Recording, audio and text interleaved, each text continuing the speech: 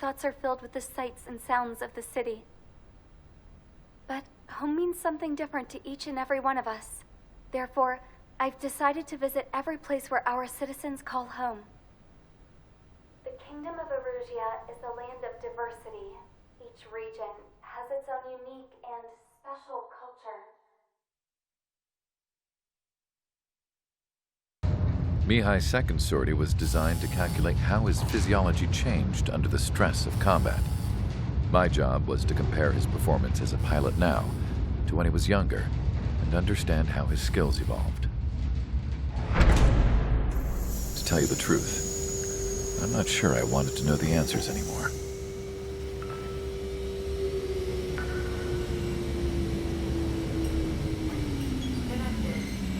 For a man his age, Mihai's body was unbelievably resilient, remarkably flexible. His reflexes were as sharp as they ever were. Still, after all those years of flying in the outer layers of the atmosphere, even someone as strong as Mihai wasn't immune to the effects of the strain. The human body is fragile. It was not meant to handle the excessive amounts of radiation that constantly bombarded the stratosphere. For Mihai's second sortie, we used a flight suit that was still untested. He seemed fine on takeoff, but by the time he landed back at the base, it was clearly a mess. He got caught in a surprise dogfight with an especially stubborn enemy. It took a while for Mihai to bring him down. Suspend mission. The suit was ineffective. According to the data, it wouldn't let him fly to his full potential. A new flight suit was made to my exact specifications. When it finally arrived, Mihai's granddaughters glared at me with their disapproval. They blamed me for the pain their grandfather had to keep enduring. But Mihai remained stoic. He wasn't the type of man who cared about anything that happened here on the ground. I wasn't worried about it. I was confident the new suit would protect him thoroughly so that he could maneuver his plane any way he wanted. The moment he took off in his new flight suit, I realized what I had failed to before. Right after takeoff, as the wheels retracted, the plane suddenly arced up. It accelerated so quickly. I had never seen a plane move like that before. Mihai hit the high G's multiple times before disappearing into the blue. The support team couldn't even keep up. And then I knew. I understood why he never seemed to care about restoring his stolen country back to its former glory, and why he didn't seem to care about anything that happened here on the ground. Of course, Mihai's kingdom was the sky.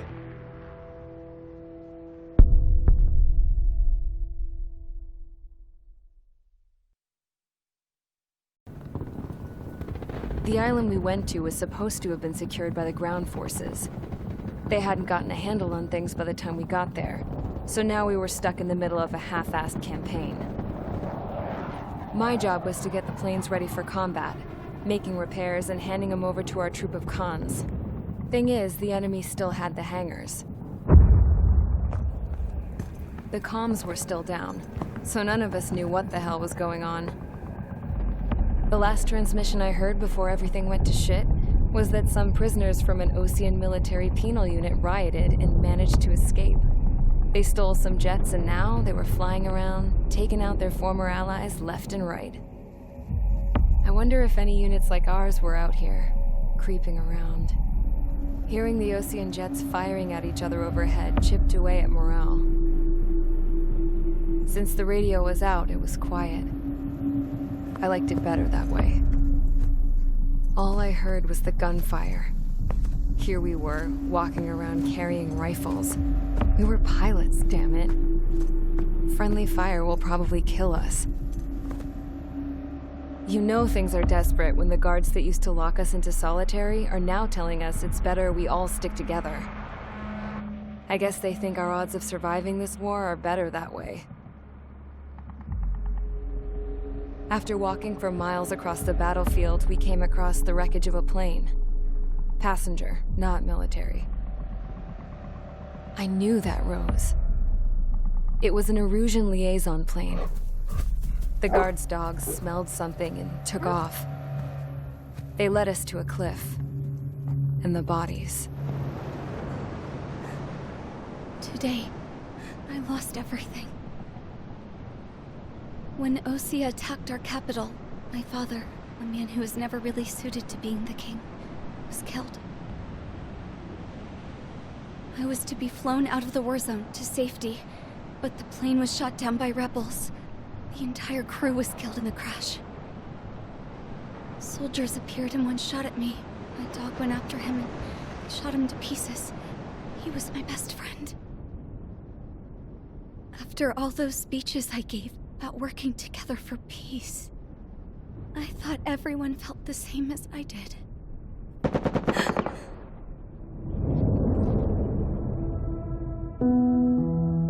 I'm sure the soldier who shot at me knew I was the Princess of Erusia.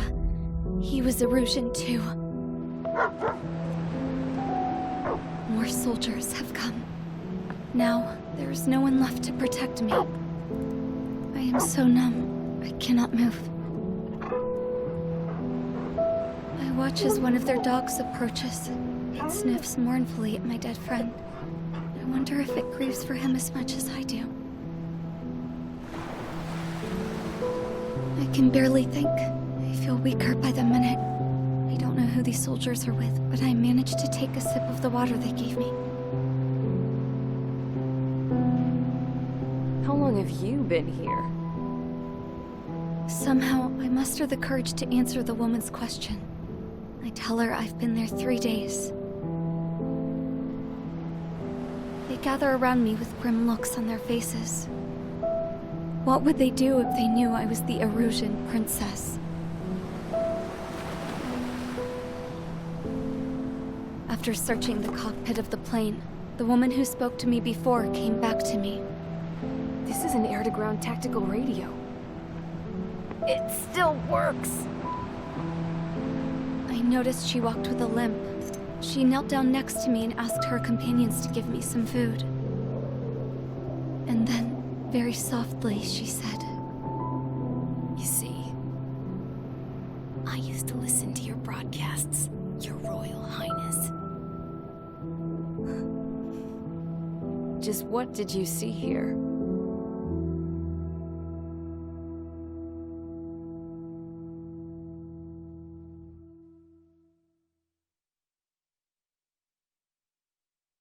We're from Belka, so... You never told me that. They say that Belkans are known for their conspiracies. That's just a stereotype. Now, I simply stated my honest opinion and was thrown in jail for it.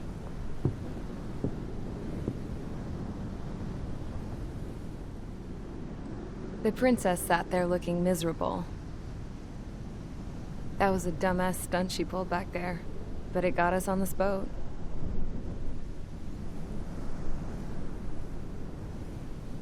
Take a look at that. This ship is heading for a single rope that's hanging down from the sky. Do you know how far the end of that rope reaches?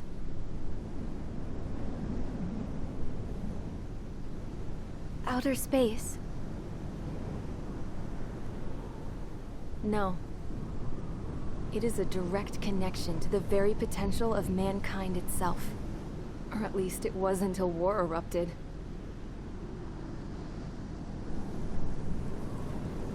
It's my strong belief that the rope might be connected to a very distant, faraway source of great conflict and strife.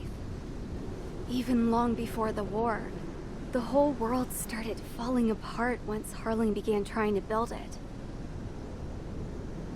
I often wonder what was going through Harling's mind when he was trying to destroy the very thing that so many people were sacrificed in order to create. Sacrificed? What do you mean? Have you seen all of those countless old space shuttles on Tyler Island that are no longer in use? Yeah, I always thought of them as a good source of scrap. They're an obsolete technology that was abandoned during the construction of the space elevator. Which would mean that if the space elevator was destroyed, it would be that much harder for mankind to reach the stars. Until we find another way. But even then, Harling still went ahead and tried to destroy it. At the cost of his own life. That's not the way I heard it.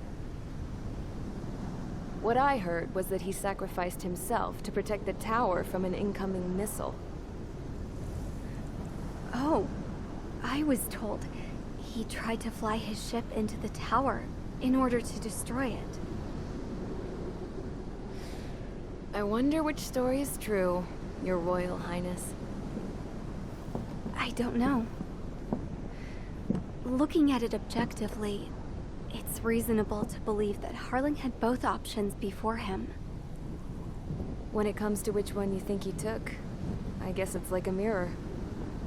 Yes, it is. It's like a mirror looking into your own soul, based on whichever choice you believe it was.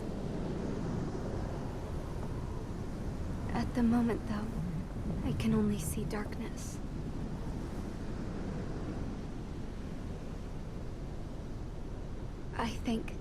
I think that thing should be destroyed. We got to the mainland, we found the space elevator's support facility.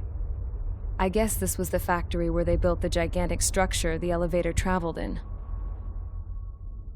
There was this little girl sitting in front of a mural.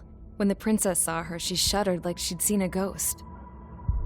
The girl had a stuffed animal. This was the day after the shit went down at Tyler Island.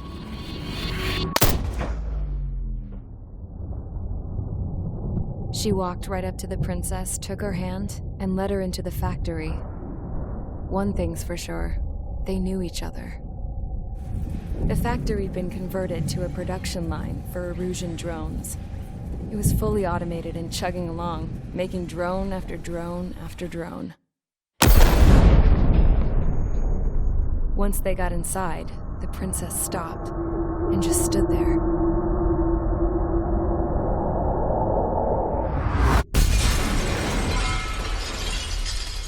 Another girl was there with a man in a lab coat. He was trying to use his keyboard, but she wouldn't let him. She took a data chip and threw it on the ground. Then she walked over to us and took the gun from the prison guard's holster. She pulled the trigger and destroyed the chip.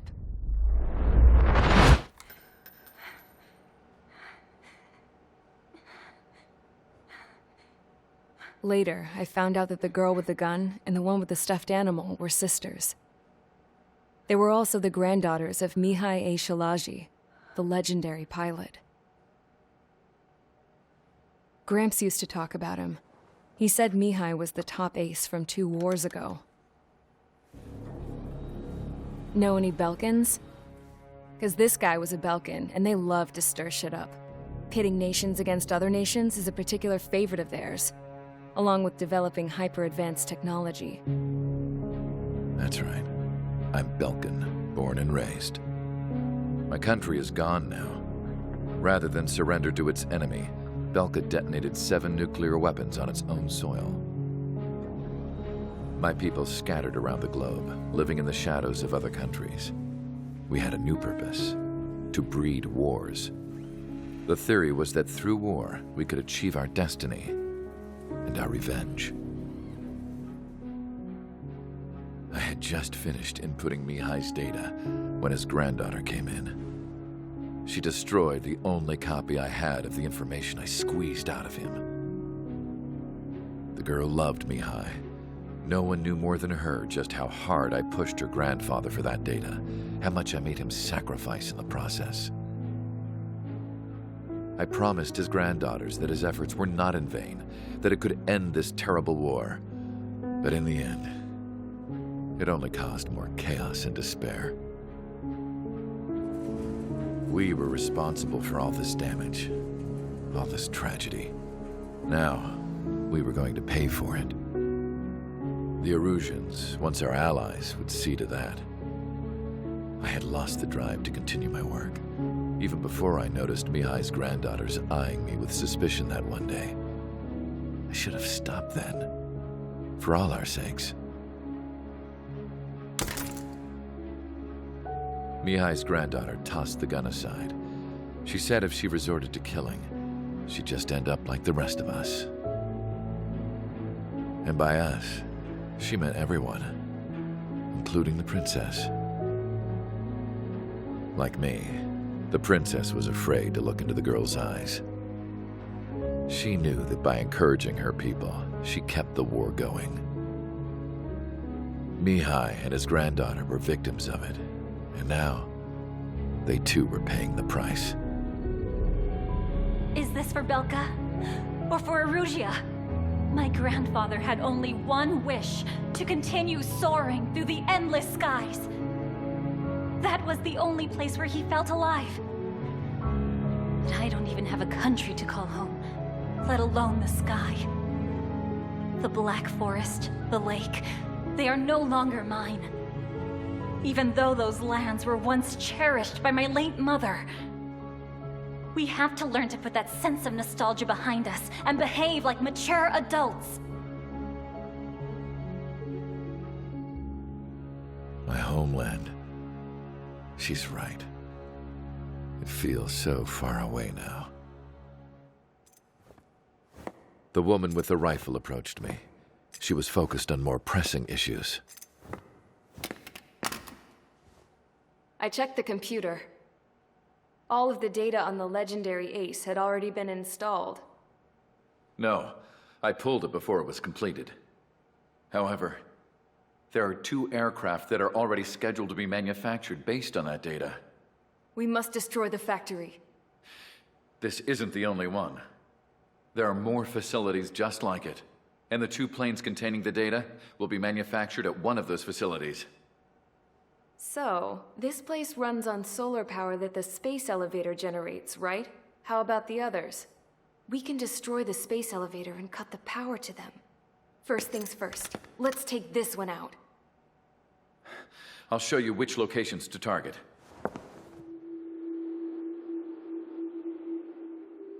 I stood there, thinking about that mural by the factory's entrance. Harling commissioned it to be painted. I realized that in the background, behind the dancing figures, the artist had painted several space elevators. I understand now. The space elevator wasn't designed to exploit Erusia after all.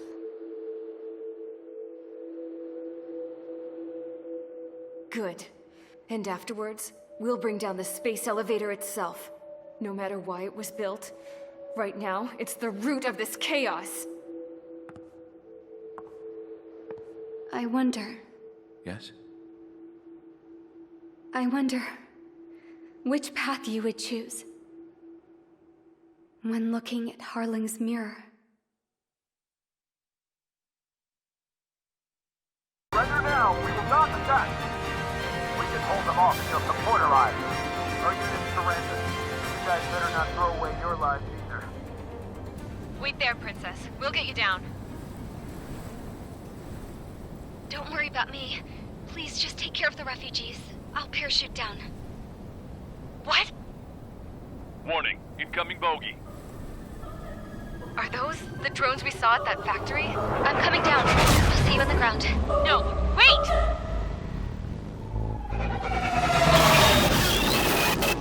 Enemy on my 6. Those guys are bad news. Trigger, boss, do something. Strider 2, missile inbound! Cosette! What? This isn't the time for that. Cosette! Avril, they're headed this way. Get the refugees to safety now. Strider 2, you're hit. Are you all right? Still breathing. I won't be flying much longer, though.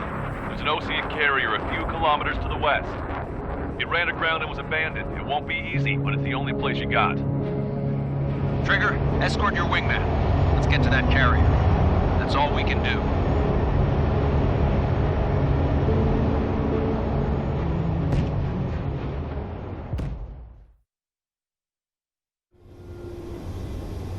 Trigger, can you hear me?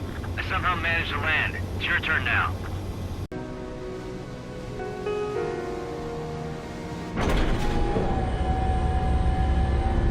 Can I use this? Hey, can you hear me? That craft is in peak condition.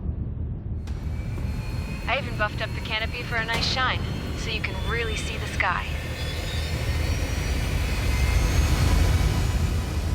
Take care, Trigger. When you get back, let me know what you saw.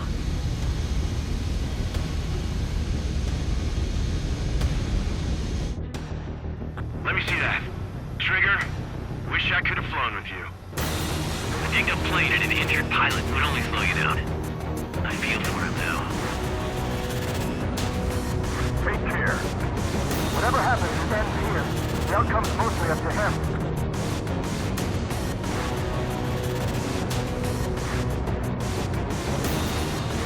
Oh, this is the guy. Oh, yeah.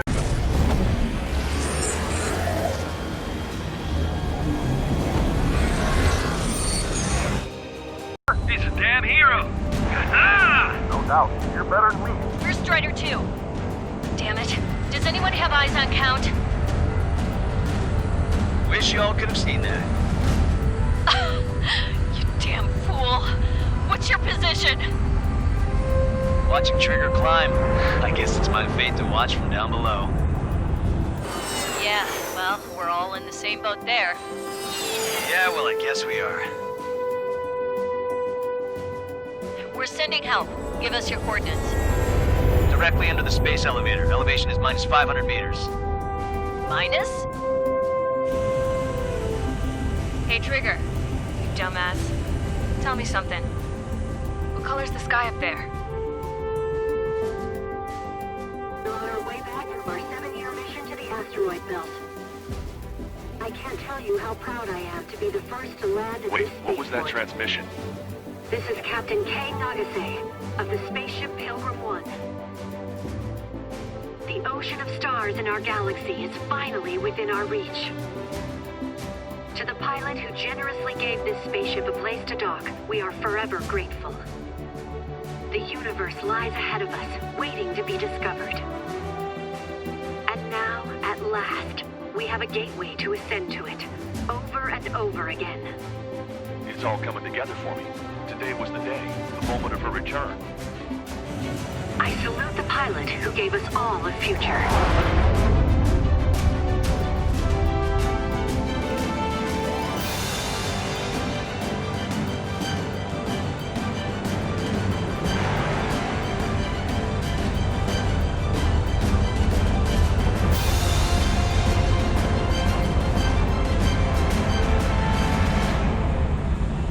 To skies unknown, the path to mankind's vast future remains standing, Granddad.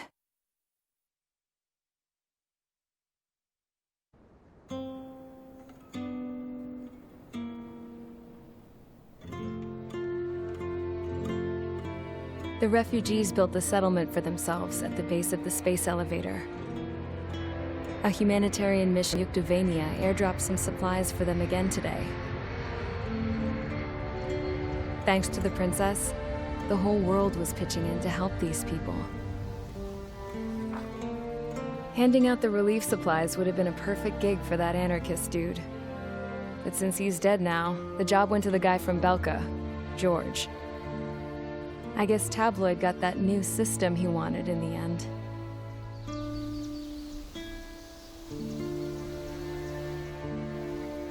Mihai's granddaughters are helping out too. Mihai. That cranky old geezer's here with us too. I never wanted to create anything, and now here I am, clinging to life. Watching as my grandchildren and their generation make a new future for themselves and the world. Is this my punishment then? All I do is lie here, wasting away. I'll never know the freedom of flying the open skies ever again. I've been grounded, and my wings have been clipped. You know what having peace in the world means? It's being able to die in your own bed, at a ripe old age. Peace is what those girls are working so hard for here. We got a bunch more refugees today. And the princess? She's looking to the stars. Dark blue. To the heavens and beyond.